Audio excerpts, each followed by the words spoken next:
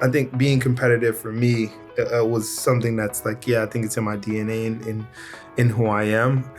I think being introduced to sports at such a young age kind of fostered and grew that kind of understanding of what competition is. The thing that I'm the most proud of is that I can turn it off. If you see me outside of a race, I'm the nicest dude, even to people that I don't like in races, like people that are competitors of mine that I'm racing against, and I don't like the way they race.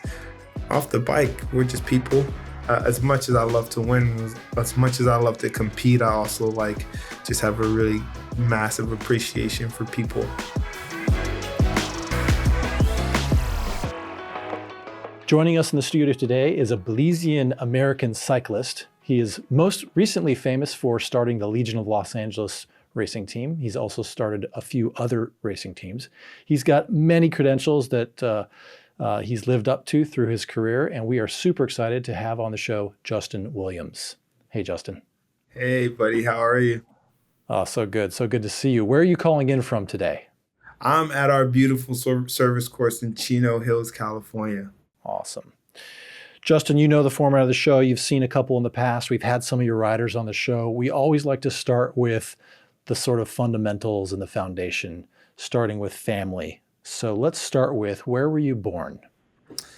I was born in Santa Monica, California. I was born and raised in LA, so I'm really grateful. Funny enough, I live out here. I still live out here, and I hear a lot of people talk about meeting a lot of people in California that aren't from California. So I'm stoked that I was born and raised out here.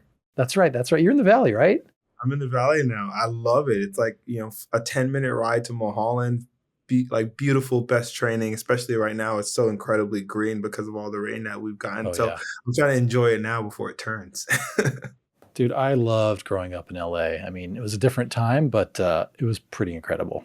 I agree. I feel super fortunate, and the specific area I grew up in was South Central, and it wasn't like known for like its parks or recreational activities. Right. But Right. when I started riding, it changed my whole perspective on like what life could be, and I think that there's not a lot of places that can do that for someone like LA can.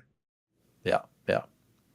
Justin, let's talk about your family. What did your parents do when you were growing up? Yeah, it was funny enough. My mom was always around.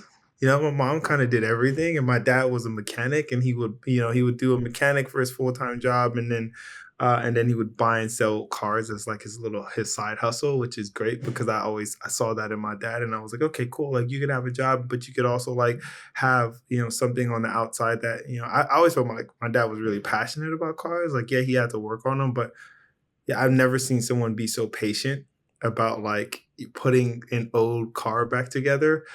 So that was always pretty inspiring. And then my mom, like I said, when I was really young, she worked with kids, and she had like a daycare, and it was like her own little business. So that was pretty Yeah. entrepreneurial of her. And then yeah, like I said, like when I could remember a lot of things, she was just a stay-at-home mom for like most of my life, and then I remember getting into like high school. She went back to school. She went back to college to get her degree in child care, and now she works with the Salvation Army. Nice. Your dad was a car mechanic and also liked to work on cars. Did you guys ever like rebuild the car when you were little? That's a great story. No, like my relationship with my dad was very touchy. I think it was just weird. We didn't really have much in common. My dad comes from Belize, which is, a underdeveloped country that, doesn't have a ton of resources, and I think my dad went from like house to house when he was growing up. So me growing up, even in South Central, was still like privileged compared to the upbringing that he had had.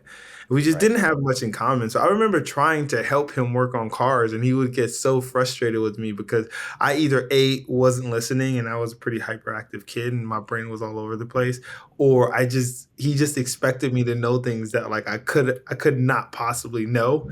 And so there was always a bit of tension between us until I started cycling. Now, you've got a younger brother, right?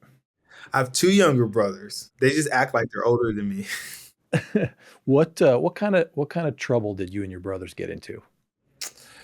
My brothers are actually, I was a troublemaker for sure. Like I was 100% the problem child. I always have had an issue with authority and following rules the way that people made rules. I just feel like there's not a one size fit all model that'll ever work for anything in humanity. And so my brothers are pretty good. We didn't get in trouble together actually. We were like just I'm 2 years older than CJ and 4 years older than Corey. Um, and they were always pretty good, man. They always listened, and they like my parents were like pretty strict when we were growing up. So, I mean, the most trouble we would get into would be like breaking furniture because we were playing in the house or like arguing with each other. But like we didn't really get into outside trouble, and I think that was a testament to my parents being strict enough, but my parents are extremely loving. Like we're Caribbean, so like it's family is everything, and so even though we were doing things that we didn't necessarily understand, like we used to have to stay inside during the weekends, and we never really understood that. We didn't understand the dangers that were outside. But my parents were always so loving. We kind of just, my brother just kind of accepted it and did it. And I would still get in trouble and like question and argue, but my brothers were like great. I don't think I've ever gotten in trouble with my brothers actually. Hey, Justin, let's dig a little deeper into what you just shared about having to stay inside on the weekends because I don't think our audience truly understands what you're talking about. So tell us more about that. Yeah, sorry, and not the weekends, the weekdays. So we used to have to stay inside on the weekdays because we grew up in South Central LA and my parents couldn't keep eyes on us. And so because they couldn't keep eyes on us, they said that they thought the safest thing to do was to keep us inside during the Right. weekdays. So we would have to figure out how to have fun inside our apartment. We had a three-bedroom apartment on 39th and Normandy in LA. It's pretty close to USC, but it's not. It doesn't look like it's really close to USC. Right. And it was a safety issue. It was my dad was working and my mom was home, but she wasn't as, my mom wasn't as mobile as like, it wasn't mobile enough to basically keep an eye on three kids that were running around and trying to do this and that and all these other things. And so, yeah, it was just, for our best interest that my parents thought that it was the best way to keep us out of trouble or to keep us from being in the wrong place at the wrong time. Sure. Sure. Let's talk about athletics in school. So growing up, what kinds of sports or athletic activities were you guys into? Everything. Man, my family is massive. So I'll start there. My family is massive and there's different age groups, right? And so I Yeah. remember being like 9 years old playing football with my cousins that were like 15, 18, 20, 25. And it was this thing where it really shaped me in a way where you figure out a way to compete. And I'm a competitor. I love competing. And yeah, it's so funny because in cycling, I'm competitive, but I think that because there's not a ton of like really, I don't want to say this in a bad way. There's not like a ton of really athletic people in cycling. It's like a lot of people that like are dedicated and have a ton of discipline. And so they build the fitness and that's why they're good bike racers. But when you're playing like football, basketball, running track, you're going up against like talent. Like you're going Yeah. against like, these people that were just born to do this thing, and it's fierce and it's aggressive and it's like football is a contact sport and basketball really is a contact sport also. And so there's a lot of shit talking and there's a lot of it's just a different dynamic. And we grew up playing, I remember playing football every day. And my cousins were like, if you cry, you don't play. And same thing with basketball. If you cry, you complain, you don't play. You sit and you watch everybody else play until you figure out if you want to do this or not. And so that really shaped me. And I used to play football from 9 o'clock in the morning to 9 o'clock at night. I remember being in middle school and we had 2 hours for PE, and I used to play football, soccer, and basketball in this like 2 hour period, and to Oh, the wow. point where like we're just like sitting on the ball because like we had played sports for so long. I don't even remember getting tired when I was a kid, which was funny. Yeah. Like I never Yeah. felt like hungry and I never got tired because when you're playing sports every day, you know what I mean, all the time. Um, yeah, it's That's it's funny. it's a it's a completely different world. So we did everything. I remember running track. My brothers play football. I play basketball mainly, but when I was at home, we were just playing in the yard on the weekends, or when my parents finally did let us outside during the week because we were old enough to take care of ourselves a little bit more, and the neighborhood had gotten a little bit better. Everything that I could, everything that I could possibly do. I remember being in elementary school, and my third grade teacher was he went to USC, and he was teaching us ultimate frisbee. I'll never forget this. His name was Mr. Harrington, and he was like, "You're one of the best athletes I've ever seen." And I was like, "I don't know. How old are you in the third grade? I don't know." He's like, "You're gonna be an athlete," and I was like, "Tight. That sounds awesome." That's But cool. I always excelled at sports, man. It's always been something that's been really natural to me. I think that I'm really athletic, but um, just beyond the athleticism, just the competitor that I can be when I really turn it on. Uh, it's yeah, it's my favorite. I Yeah. love sports so much. Did either of you guys, you or Corey or CJ, play JV or varsity ball in any ball sport? Yeah, Corey played football until he played football for most of his life. So he played JV football, and his team, actually Crenshaw, this is our high school. His team was undefeated. Like I remember he was telling me after one of his games, they got scored on. Like they won the game, but they got someone scored a touchdown on them, and like dudes are crying in the locker room because they had been so dominant all year. And then I played some JV basketball also.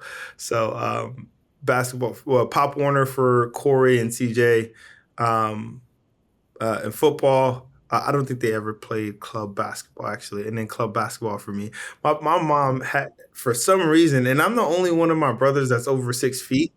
And my mom had a big problem with me playing football, so I didn't get to live out my dreams as a football player. But I still have the claim to fame that I was one of the best football players in my family, and I have cousins that went D1, so like it's I take pride in that. That's awesome. Did you ever have aspirations of playing pro ball? Yeah, football and basketball actually. I loved both. I didn't know how big I was going to be. I think in high school I was like 5'10", so I didn't know if I was going to grow anymore at that point. But basketball, loved basketball. Wanted to be a point guard. And football, I was a receiver, and I was a really good receiver. When I got into high school, it was kind of this weird kind of conflict of I just started getting really good at cycling, but I just got the opportunity that if I wanted to play football, I could do it. You know what I mean? And so I was Yeah. like, all right, what do I do? And I went to a couple of practices, and I was having knee pains and like immediately just figuring out like I can't do both, like doing football and trying to train for that, and then doing cycling, and same thing, doing basketball, different seasons, but doing basketball and going straight from basketball practice to like a group ride. I couldn't do both. And so it took me a long time actually. It took me until college actually to get over like my football and basketball dream of going pro there and really locking in and focusing on cycling. I'm curious, had you not evolved into a professional cyclist, what would have your career have been? I think I would have figured out a way to get into a different sport that I could have excelled at. Again, like preferably one that I could be massively competitive at. If I wasn't going to be an athlete and that wasn't going to work, I think I would be doing some sort of design. I still do design at this point now. I love it. I design a lot of the team merch that you'll see. I've designed a bunch of kits. When I was in college for graphic design, I was side hustling and doing logo design on the side. So I would probably be in some form of design or marketing. And I feel like those kind of go hand in hand. So I think that's what I'd be doing. All right, we're going to switch into the career section here. So you discover cycling in like high school, right? And you start to get pretty good at it. How did you transition from that age and that era onto your first pro team? It's a great question. I was lucky enough to have a group of kids that were really serious about cycling. There's one kid, Alex Garcia. I've mentioned him a few times. He was really like locked in on being a pro, and he was incredible. He was national champion when he was 14 and 16, I believe. And then there was this other kid, Nico, this other kid, Frankie. And so I was lucky enough to be on this major motion development team that took inner city kids and put them on the team. And the team that we had when I was 13, 14, 15, 16 was just so serious about going world tour that it was easy to already have a very serious mindset while also having a ton of fun. It's the reason we do these junior day camps is because like what kept me in the sport, what kept me locked in, influenced um, and wanting to push in the right direction was this group of people that I got to hang out with, you know, on the weekends, every other weekends. And, that included Kendall and Alexis Ryan for a little bit. That included Corinne Rivera. Like there's a massively impressive uh, group of people that have come out of this major motion team that Yeah. um, I had the privilege of spending time with and growing up with. So when it was time to turn pro, Rasan Bahati had been in my life for a really long time. I have a lot of people that really just helped steer me in the right direction. My first pro team was Rock Racing when I was 17. And so Jeremiah Wiskovich is a guy that literally is the director of our service course right now because that relationship is still so strong. He was on the team. Sterling McNeil, he was one of the coaches for the Rwandan national team who just came back and is now doing an inner city development program with USA Cycling. Um, he was on that team. Rudy Napolitano, who's a local legend out here, he was on that team. So I was lucky enough to be on a pro team that was a pro team, but had so many people that I had grew up with and I already had relationships with. So it was an easy transition for me to to go from being on a junior team to being on this pro team as a development rider. And I didn't really have a choice, honestly. Rasan called me up and said, I'm starting a team. I'm going to send you a contract. And like Wow. that was it. It wasn't like a negotiation. It wasn't anything. It was just like, I'm starting a team. You're going to be on a team. And so that was, it was one of the most important moments in my life. It was the first time I ever got a new bike. I never had a new bike. Every bike that I had been put together, whether the frame was new and then the parts were used, or the parts were used and the frame was used and the parts were new, but it was never a completely new. Here's a brand new bike, and I Right. still cherish every moment that I get a brand new bike. It's there's nothing like it. But I had worked at that point for you know 4 years, 5 years to get to a point where I could be handed a new machine. So it was cool, and I got babied for like the first 2 years of being on that team. Um, I was talking to Rasan the other day, and I was like, "How did you get me into some of these races?" Because now we have teams, and and there's people that I want to give opportunity to, and I want to make sure that they in criterium racing, especially in American criterium racing on the highest level, you have to see a lot of the races to be good at them. It's very Right. rare that someone can show up to a race and just have an understanding of where the bumps are, where the momentum is, how they and put themselves in a position to win. So he used to always sneak me on these teams as a development rider. My job was sweeper. Um, so yeah, it was I got really lucky in being able to have that opportunity. Yeah. Let's talk a little bit more about rock because rock racing actually brought you around the world, right? You got to go to Europe and do some of those cool races in Europe. Tell us about that experience.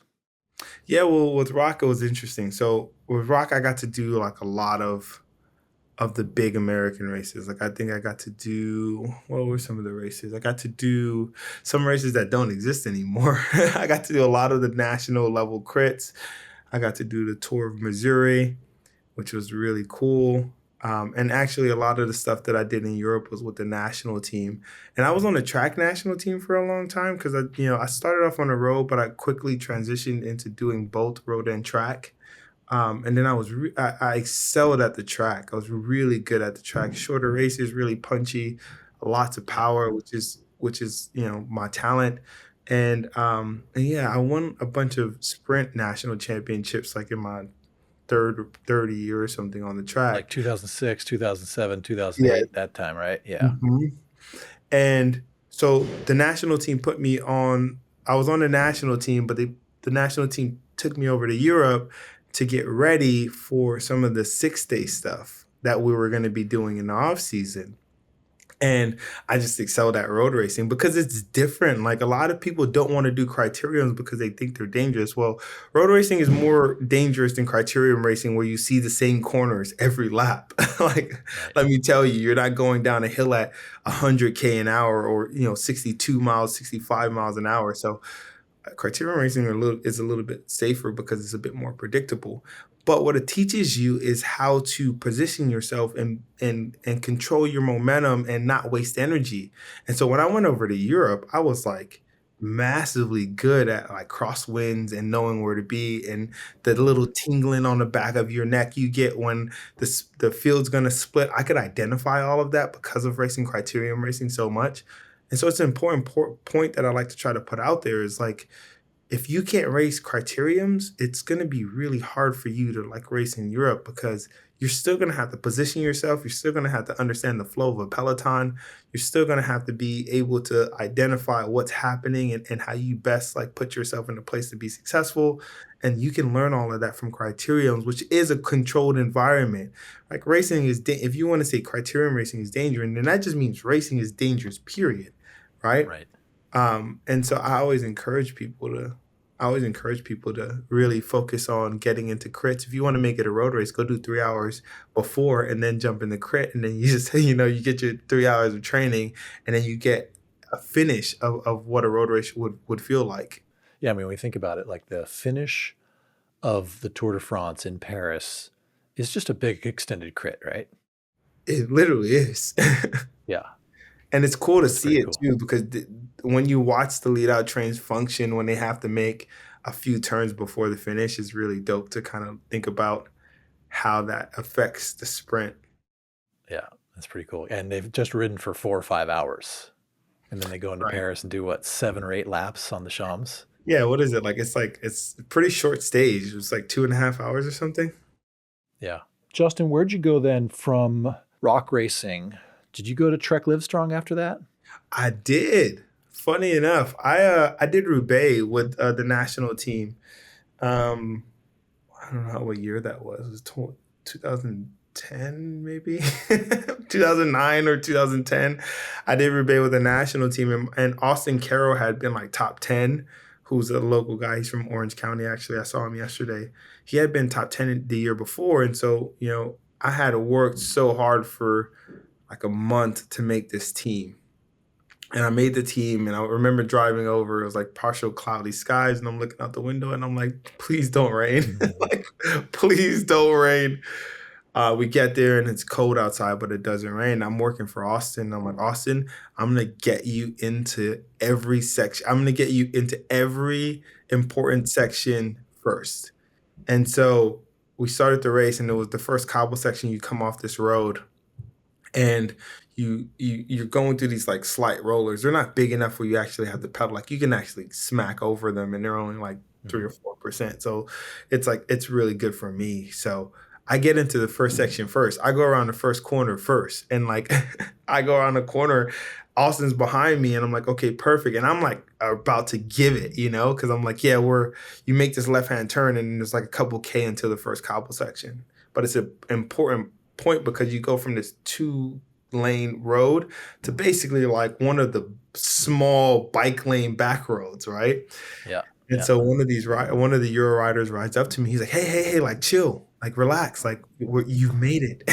And they do the thing where they fan across the whole road, right? So I'm sitting on the front, Austin's behind me, and we're going into it. And that day, I literally just like took him into every section I could, in the top five. And from that, I got the attention of I think Taylor Finney, who I was already friends with, but I think he won that year, and I think him seeing me do that performance for Austin really pushed him to help me get on the team. He believed in me and put in a good word for me and gave me a shot of and being on the Livestrong team based off that performance. And I think I made it until I got into like 30K to go.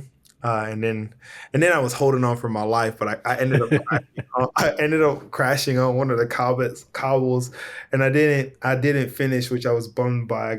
I crashed, and then the car ran into my bike, and then I was trying to figure out the Oh, bike. But as you know, like your car's so far behind you in Roubaix, so I just like got to the section, the end of the section. I was just waiting, and then yeah. by the time I got any help, I was just like, I would rather just get in the car.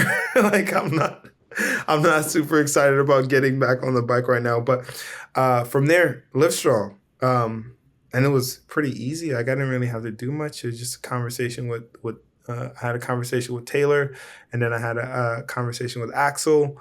Um, and yeah, he was like, "Yeah, we want to bring you on, and we want to see what you can do in road racing." And I think that stint over in Europe really helped. Yeah. Noel, who was the national team coach who just recently passed, I think he probably had a massive part in helping me get to that team also. And I remember we were doing these rider meetings, and he told me that I reminded him of me, or I reminded him of himself. Sure. And I At the remember same that being, age. yeah, I remember that being like a massive compliment, because I got into the meeting and I was like, dude, I've been getting like 15th and 25th and like 30th in these races. And so I didn't think he was gonna have anything good to say to me, but yeah, he was massively inspirational and encouraging, and like, hey, like I didn't even have a coach at this point. Like I had never had a coach at this point. And he's like, Yeah. "Do you have a coach?" And I was like, "What's a coach?" And he was like, "Who's coaching you? Like who's training you?" And I did it. And he plugged me in with Jim Lehman, from I can't remember the coaching thing that he's on, but he hooked me up with this coach Jim Lehman out of Colorado, and I finally got a coach at the age of like 20, 21. Wow. Is Jim with Yeah, Carmichael? Michael. Yeah, CTS, yeah. yeah. And so that was my first coach, and then from there I was like, okay, great. And then I got to Livestrong, and yeah, Livestrong was an interesting ride, man, because I was better than I had ever been. Like on Livestrong, to this day, I still feel like I was, you know, it was one of the first time I had ridden to my potential, and it was incredible. I remember winning. I remember racing in local races and not really feeling like I was actually trying. And I was beating like Mhm. good riders. Like it's when I first started beating like Rasan, and like Sterling was still racing, who's really good. I beat Ivan Dominguez in the race, and like in a full on sprint finish. Like after he had one stage of Tour of California, which was still one of my favorite memories. Is this race called Brentwood, and it was right after I won nationals, and he showed up, and I was like, "Oh, I'm gonna kick your ass." And I beat him. I beat him in that, and I remember Eric's right when Eric Marcotte started getting really good. And I remember being in the breakaway, and they brought us back with like 4 laps to go, and I still won the field sprint. And so I was riding really, really good. I just had a little bit of bad luck in the beginning of the year on Livestrong, and unfortunately didn't get to go do the races that I came to the team for, which was Roubaix and Olympia's Tour and some of those races. So that was Yeah. unfortunate. Justin, I want to backtrack just a little bit because one of the things that pops out with you is you are incredibly competitive. You are self-admittedly incredibly competitive, right? Yeah. And so I'm just curious where some of that comes from. Is that in your DNA? Is that because you had two brothers? Is that because you grew up in LA around, the influence of the Lakers and the Dodgers and the Rams? Where does this intense competitive drive come from? Honestly, I think it's a few things. I think a part of it's in my DNA. I just like, I hate losing. I hate watching people win that I don't feel deserve to win. And so I'm like usually your foe. Um, I grew up with, my brothers helped me be competitive, but I'm always trying to uplift my brothers and make them better. I'll sacrifice. The only people that I'm really willing to lose for are my brothers, either my blood brothers or my team. Yeah. And I grew up in a massive family with like cousins that always held me accountable, right? when we played football with my cousins. Like I said, I have cousins that are D1 in football. Like it wasn't Yeah, like you're playing football with people that weren't good. And they never let me make excuses. And yeah, I think that there's a lot of fight that comes from being an underdog or feeling like an underdog. And when you grow up in an environment where like you're literally just smaller than everyone that you're competing against, you start to find holes in ways, and that describes a lot of how I approach a lot of my racing. And even like it's starting to transfer over to business at this point. I just look at it from like where are the holes and how do I exploit the holes, and what are people thinking? What makes them tick? What makes them confident? Can I take that away? If I can't take that away, what are some of the attributes that I possess that I can use to like close some of their doors? And so it becomes like a mental game, and then the physical is second.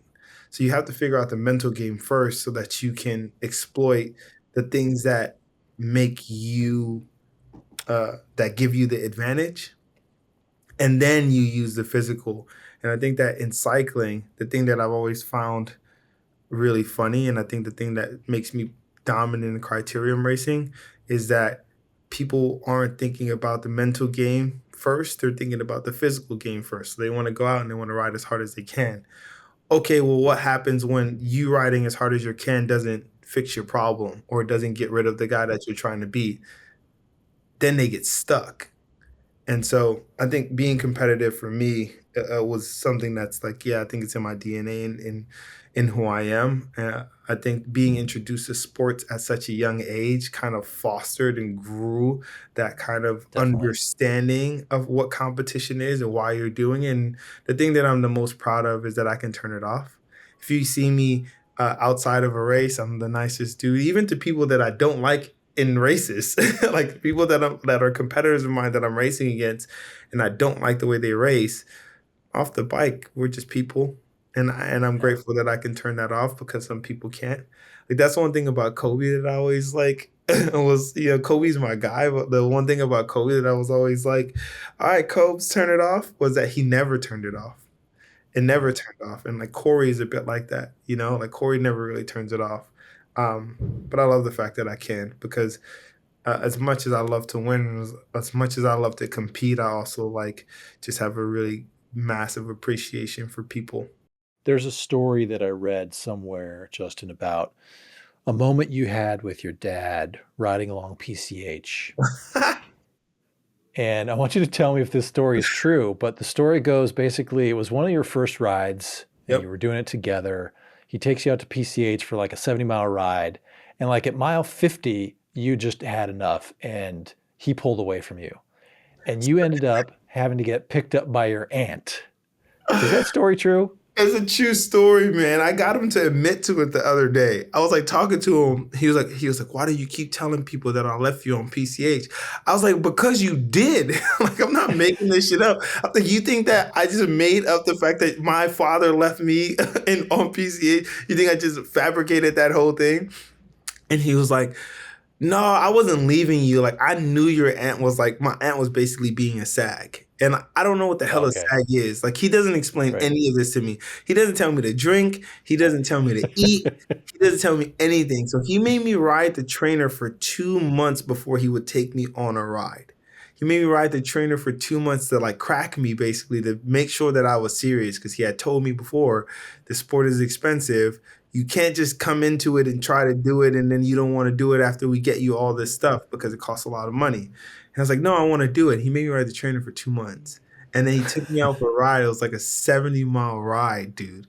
Like it was a long ass ride. It was mostly flat, but I don't know anything about it. And he's not like keeping up with my eating or anything.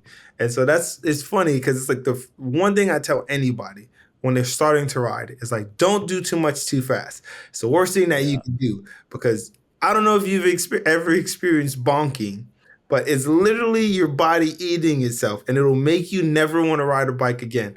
That's number one. You know what I mean? And so we went out for this ride. On the way back, I was just over it, man. Like, and I was doing this thing where he was pushing me, and I just didn't want to pedal anymore. So I was just freewheeling. So he got frustrated, and I was like, I'm ready to stop. And so, yeah, we got to this point in Malibu where there's this massive parking lot. It's like where everyone gets onto PCH actually off this bike path. And he was like, I was cramping, and he's like, I was like, I'm cramping. So we pull over. He tries to massage the cramp out, and I have boxers on under my bibs because I'm Oh uncomfortable man. wearing just bibs at this point, which is my first ride. And he's like, I told you not to wear, but you don't, nobody wears boxers with their bibs, man. What's wrong with you? And he's like, you know what? Just stay here. And so I remember like, he just like say, I was in a parking lot. So just so that, You're safe. it's not fully child abuse. I was in a parking lot. And he was like, just stay here. And I was like, what the hell does that mean? And he literally got on his bike and he rode away. And so when I confronted him the other day, because he was trying to be like, oh, why do you keep telling people? He was like, I was just going to get the group. I was going to go like tell everyone in the group that like you were going to stop. And I was like, were you? Because you never came back. And my aunt picked me Man. up, and then she did call him, and they got on the call, and she was like, I got him, don't worry about it, just continue to ride. So I guess it's my fault at the end of the day because he had to chase. I guess that the gap would have been like a 10-minute gap. I don't think he would have ever gotten on, but we used to meet up in Leimert Park in LA, and so he had to ride back to Leimert Park by himself. Oh man. I love that story. Well, it goes to discipline, and it taught you some incredible lessons, right? It was perfect for me because I was like, you're not gonna crack me, man. Like literally, Yeah. this is a thing that happens in my head, and depending on where I am, what mindset I'm in, it's when someone tells me I can't. I mean, look at everything that we have. Like everything that's been built is all based off of people saying, "Oh, you can't do it that way," and that's not the way it works. And I in my head, rules aren't made, or the way that society is set up isn't made to be like that forever. It takes somebody to come along and show the world that it can be done better for it to change. But someone has to be willing to do that. And so I approach pretty much everything in my life in that manner. I'll try it the way that it's set up. But if it doesn't work for me, I'm not going to sit here and bang my head against the wall and try to make it work. I'm going to try to find a solution and fix it in a way that I think, A, works better for me, but also other people can benefit off of. All right, Justin, we're going to leapfrog a little bit in the timeline. I want to jump or fast forward to the moment where you had a vision to create what it is that you have today. Yeah. Tell me where and when that moment came to you. You had an epiphany or a vision. Tell us about that. No, I was just frustrated. I had been kind of like falling through cycling after Livestrong and going to teams that never really made me feel appreciated. But I was the person that they would always put in front of sponsors. So I was like, okay, well, like I'm not the highest paid athlete on the team, but I'm winning the most races, and I'm the one that you guys will want to talk to athletes. And I think when I was 27 or something in 2018, I got a contract that was like the same amount of money as I got like my like second year of being a pro. And I was just like, I'm too old for this shit, man. Like they're like no one's doing it in a way that makes sense to me. I'm old enough to have an understanding of kind of like the way the business work. I had done a bunch of different things. I had met a bunch of different partners and sponsors. I had gotten to look inside a couple businesses. So I understood that these teams just weren't doing it right. It wasn't that there was nothing that could be done. And I was just frustrated. And so I got this contract, and it was only like one contract. And the team that I was on, I had one, like I had one. It was when me and Daniel Holloway were like pretty much the only people that could like even get close to the UHC train. And Daniel had won a couple races against them, and I had beat Daniel in a couple stages in like Tour of America's Dairyland and a couple other races. And they were offering me like less money to like as like it felt like I was lucky to be on a team where I was the only person that was actually doing anything, and it was a boys club, and I didn't want to be a part of it anymore. So I basically passed, and then I spent 2018 on my own. And I had looked at a couple other opportunities to like start teams, but they just didn't fit the way that I wanted them to. And so I was like, I'm just gonna race on my own. And I raced 2018 on my own, and I smacked everyone, and it was the best thing ever. And so I had a personal deal with like Specialized to race for Rocket Expresso on their track team, their fixed gear racing team to do red hooks. And I basically just bet on myself. Like they gave me a budget at the beginning of the year, and they were like, "Here's your budget for the year." And they're like, "Do whatever you need. Just make sure that you're in New York. You're here. You're here. You're here." And I was like, "All right, bet." So I basically spent that money on going to races around the country, like flying myself to races. And I would like double and triple my money in prize money because I was just winning everything. Right. So it worked out. It worked out really well. Like it worked out really well. Absolutely. And after that, I just kind of saw the impact that I was having.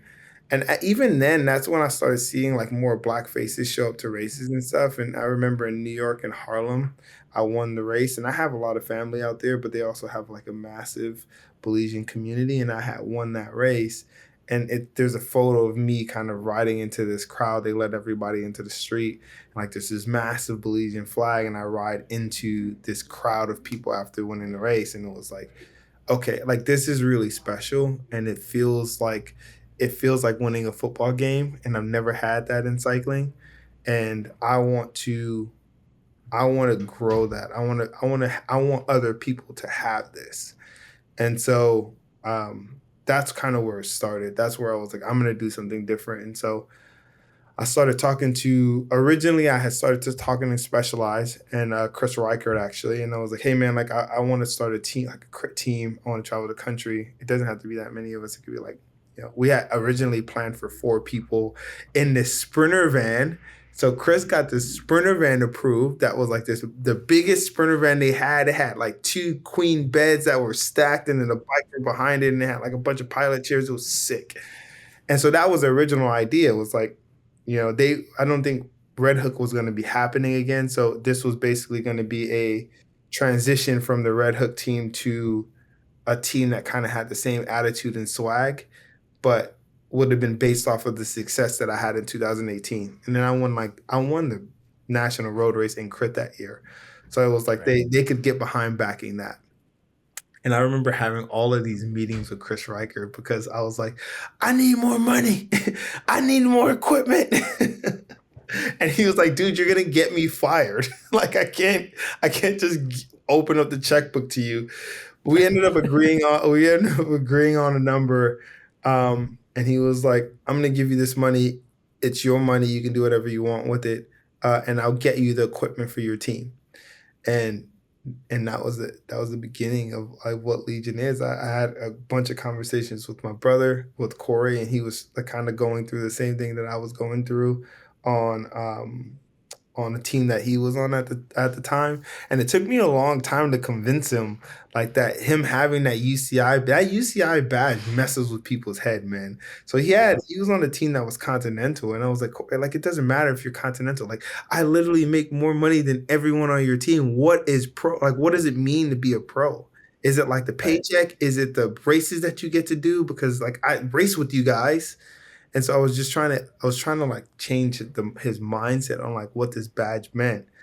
And we weren't going to be pro. We were just going to be a domestic elite team. And so it took him a long time to accept that. And then when he finally accepted that, the vision was really born. And so then we went from there. And then everything we loved about football and basketball. And I grew up my whole life wanting to put my name on my back of my jersey. We still haven't gotten there yet, but that's in the plans. The plan is to Yeah. put our names on the back of our jersey. So we had all these ideas that we had taken from football and basketball and what works in the football league. And just, Corey was massive on social media and figuring out how to, YouTube was just kicking off, YouTube and Instagram were just kicking off. And we were like, all right, let's create this team that works and functions as a marketing firm that we can use our race wins and our status to amplify our message in wanting to bring a more diverse culture to cycling, because the more diverse people came to cycling, the better it is for us because we can actually relate. You know what I mean? It was like Right. we don't have a demographic, we don't have an audience yet, but we got to go build an audience and we got to go show our people that like this shit is really cool. And when you think of cycling, we're not those people. And if we could do that, maybe we could get people interested in cycling, and we could get them to want to be a part of it in a way where they felt like it was safe or it was something that that they could do. Fast forward a little bit, and now you've actually built not just one team, but 3 teams. Yeah. Tell us about that. Yeah, we're out here. No, it's just about creating the playbook and then multiplying it, because at the end of the day, we want to give opportunities. I have a lot of friends that have quit cycling because they either had nowhere to go coming out of juniors, or they just didn't have a place where they could, really thrive and pay their bills on US soil. And we wanted to create that. So I think that having everyone being on the same page and having some influence in the way, not the racing of the teams, but the way that the teams function outside of the racing is massively important to getting everybody on the same page and telling stories that can like collide off of each other and build each other and creating rivalries and all of these things, while also um, creating a a organizations that can create sustainability within self-sustainability. So whether that be merchandise sales, whether that be collaboration deals, like the team that is a brand needs to generate some kind of revenue to keep it going. And so that's really what we're trying to accomplish with these teams. We're trying to give people that deserve the opportunity to race on a high level here that opportunity. We're trying to create like some type of pipeline for younger athletes, that they have something to do, somewhere to go out of like junior racing or under 23 racing if they put in the work. We're trying to create opportunity for people of diverse black backgrounds and show people from different places that they can be pro. We signed a rider, Oscar Quiros from Belize. We signed a couple of Bayesian riders from Barbados. We have a rider. We have riders from throughout the Caribbean. Actually, we have a Bermuda, which I don't even know how he got here because you're supposed to get lost. That's a dad joke. And we have a couple of other guys. Yeah, so we get to play a hand. We get to play a direct hand in making the sport more diverse, especially on the top level, where the most inspiration happens and the most eyes are, and that's massively important to creating a future where kids that come from these different backgrounds can see themselves winning and see themselves in pro jerseys. Um, and it can't just stop with Legion, because a Legion roster is 12 to 15 people. And so if we can have 12 to 15 on Miami, we can have 12 to 15 on Austin, and we can have 12 to 15 on Colorado and New York and San Francisco, then we can just continue to grow out what that looks like while telling these massively influential and impactful stories, because no one else is really doing it. Yeah. Justin, one of the things that I love most about what you guys are doing too is the community outreach. You'll roll into a city and you'll connect with a local school and you'll meet with kids and you'll ride with kids and you'll teach kids. Tell us a little bit about that. Yeah, it's the best part. Sam Borman is one of our athletes, and he basically organizes all of the junior Devo camps that we do, and we typically try to aim for 3 a year. So last year we did one in Pomona, where my parents live and my brothers live. We did one in Northern California with Specialized, which was really dope. And then we did one more in DC, who has a vibrant and beautiful community of cyclists from all different places, colors, shapes, and sizes. And so those three were fantastic. And then we worked with a charity to cycle kids to get a bike program into schools. And so basically they create a curriculum. They teach teachers like this curriculum to teach to the kids, and they show these kids how to work on bikes. They show them what the different parts do. And then we get to come in and be Santa Claus at the end of it and basically give them the bikes, help them build up the little So like cool. parts, and they work with us. It's great. We have a bunch of awesome photos from one that we did in Tulsa that was so cool. And yeah, those you Ty and Alexis, team mom and dad were, teaching kids to ride bikes in the grass, which was massively funny because these kids get so stoked about having a bike. Some of them don't know how to ride bikes, man. So we're like running behind them with like our hand on the back seat, trying to keep them balanced. It's beautiful. It's beautiful, and it's something that I can see if something like that came to my school. I would be showing off. One, that's the first thing, but I know I would never forget this group of cyclists. I don't even care how good they are. I just Yeah. this group of adults, positive energy, positive kind of like outlook and professional team come to my school and teach me how to ride bikes is something that you never forget.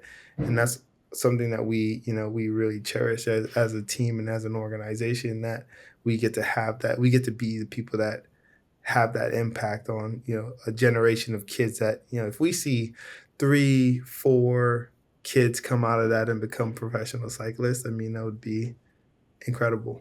What an incredible journey, Justin. I want to thank you so much. We are running out of time, No, but we do have another minute. We do have another minute. let's do it. Is there anything else you wanted to share on the community side, though? Because I know you got a ton of stuff going on, but what Yeah. are you working on now that you love? Everything. I would just say show up, man. I think this we put a lot of effort into a lot of the events that we put on, and it's really worth it when we get a massive crowd of people that just share the passion that we have for cycling.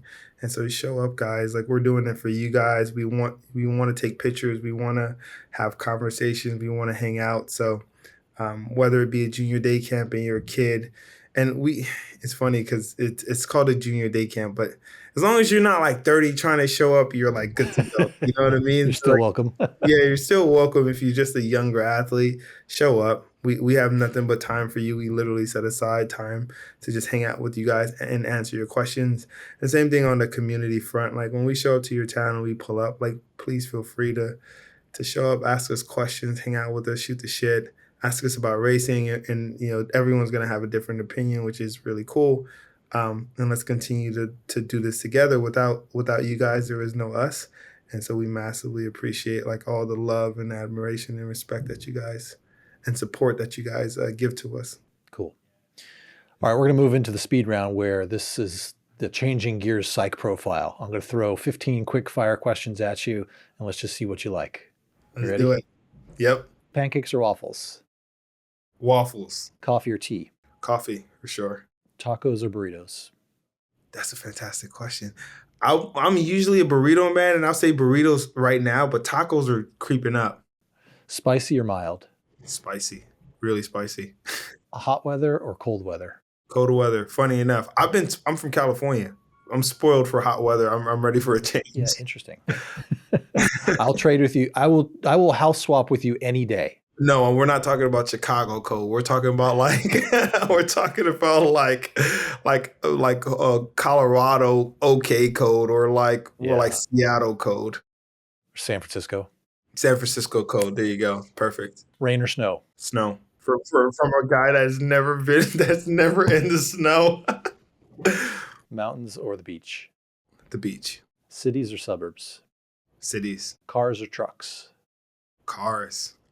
Cars. Pavement or dirt? Pavement. What is dirt? Yeah, exactly. Come on, you must have a mountain bike in your I do collection, have a right? mountain bike actually. The only problem is that whenever it's time to mountain bike, like the people that want to mountain bike with me are way better than me and assume that I'm like really good at mountain biking because I'm good at crits. Well, how about gravel? You have a gravel bike? I have a Crux, which is a gravel Yeah, bike. Yeah, that I like. works. If I could only choose one bike, don't tell anybody. I'd probably choose a Crux. I think it's the best everything bike. Yeah, it's a good one. The Roubaix is pretty good too, though.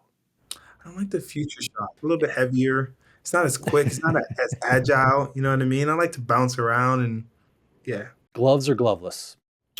Gloves, aero gloves, Clipped in or flat pedals? clipped in. low pressure or high pressure in your tires? High pressure still. I've been trying so Still. hard to go down. I've been trying so hard to go down. I think I ran like, don't tell anybody, okay? I think I ran like 100, 110 in my tires yesterday. Oh Just my because I God. just can't.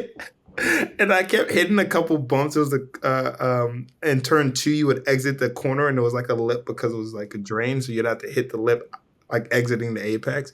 And I was hitting it so hard, dude. I was like, Dude. I think I went too high. Justin, comfort equals speed. No, Comfort equals not speed. I don't. Okay, you have a point, but in criteriums, there's a feeling of like being like really snappy out of the corners, and sometimes, not all the times. I typically run like 80, 85. Um, but I don't know. This today, yesterday, I was just feeling kind of like I was like, I wonder. I forgot what it felt like, so I was refreshing the memory. That's awesome. It was definitely should have been lower. Two more. Fix it yourself or take it to a mechanic. Both. There's certain things that I'll go after myself. Like I was messing with my TT bike. Yeah, me on a TT bike. The other day, it took me an hour to change the stack height on the bars. And so maybe that was a situation where it would have been better to take to the mechanic. But for the most part, if I can do it myself, I love spending time with the bike, man. Like you got to really, the more you kind of dive into it, the more you can understand the intricacies of why things do what they do. And if you have an understanding of that, it's just more confidence in when you want to really push it to the limit. All right, last question. Dogs or cats? Dogs, dogs. I'm a dog person. I love a puppy. I don't have any pets yet, but I enjoy like my friends' pets. So like Yeah. Alexis and Ty have beautiful puppies, and Corey has a German Shepherd, and so I treat them like I treat my nieces. Like I like to hang out with them when they're around, but I'm glad that they go home. Justin, again, congrats on the victory this past weekend. What's next for you? You got a race coming up. When's your next race? I'm gonna go do Valley of Suns, but I'm pretty sure I'm gonna suffer through that one. That's that's a race that historically has been a training race for me. So I'll do Valley of the Suns, and then I'm talking right now with the team about figuring out how we do like an Athens Twilight and then the Sunny King to kick the year off. For me, because you know the team, you have like Kyle Murphy, who's U.S. Pro National Champion. He's going to Redlands. So they'll do like Redlands and Seattle, and there's a couple opportunities for them to sharpen up.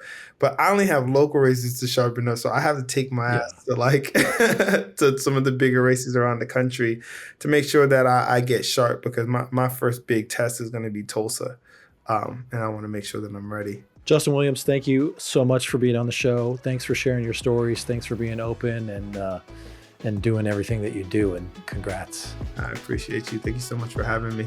All right, man. Peace, brother.